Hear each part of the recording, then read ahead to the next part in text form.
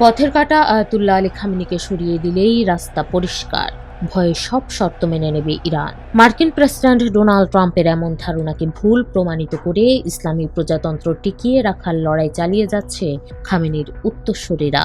ভয়াবহ এই যুদ্ধ দ্বিতীয় সপ্তাহে গড়াতে চললেও হাল ছাড়তে নারাজ তেহরান। বিপরীতে নিজেদের উদ্দেশ্য হাসিলে ইরানের সমন্বিত আক্রমণ অব্যাহত রেখেছে ইসরায়েল ও যুক্তরাষ্ট্র।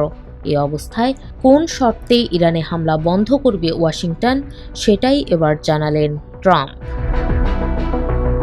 ট্রুথ সোশ্যালে দেওয়া এক পোস্টে ট্রাম্প লিখেন, ইরানের সঙ্গে কোনো চুক্তি হবে না, একমাত্র পথ হলো নিঃশর্ত আত্মসমর্পণ।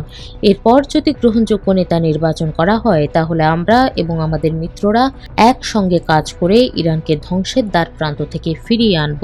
তখন দেশটিকে অর্থনৈতিকভাবে আগের চেয়ে বড়, উন্নত ও শক্তিশালী করা হবে। ইরানের সামনে একটি দারুণ ভবিষ্যৎ আছে। Make Iran great again. ট্রাম্পের এমন বক্তব্যে পরিষ্কার, আলোচনার মাধ্যমে সমাধানে আগ্রহী নন তিনি।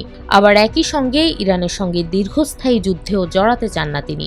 জানিয়ে হোয়াইট হাউসের মুখপাত্র ক্যারোলিন লিভিট বলেন, আমরা আশা করছি যুদ্ধটি 4 থেকে 6 সপ্তাহ চলবে। আমরা ইতোমধ্যে লক্ষ্য অর্জনের পথে অনেক দূরে গিয়েছি। ইরানের নৌবাহিনী ধ্বংসের কাজ চলছে। তিনি আরও বলেন, ট্রাম্প চান না ইরান এমন কারো হাতে যাক যে উগ্রপন্থী বা যুক্তরাষ্ট্র বিরোধী স্লোগান দেয়। প্রেসিডেন্ট জানতে আগ্রহী এবং আলোচনা করছেন ইরানের পরবর্তী নেতা কে হতে পারেন, তবে এটি এখনও নির্ধারিত হয়নি। ইরানের পরবর্তী নেতা নির্বাচনে ভূমিকা রাখার ব্যাপারে আগ্রহ প্রকাশ করেছেন ট্রাম্প। যদিও শোনা যাচ্ছে খামেনির জায়গায় সর্বোচ্চ নেতা হিসেবে দেখা যেতে পারে তার ছেলে মুস্তফা খামেনিকে, তবে এমনটি যে মেনে নেবে না ওয়াশিংটন, সেটিও পরিষ্কার করেছেন ট্রাম্প।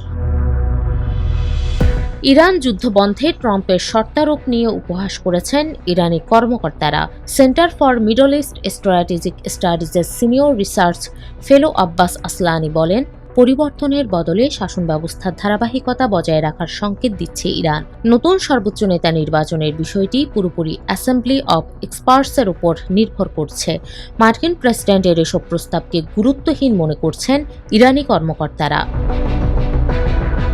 এদিকে ইরানের মার্কিন স্থল অভিযান শুরু হতে পারে এমন গুঞ্জন শোনা গেলেও ভীত নয় তেহরান।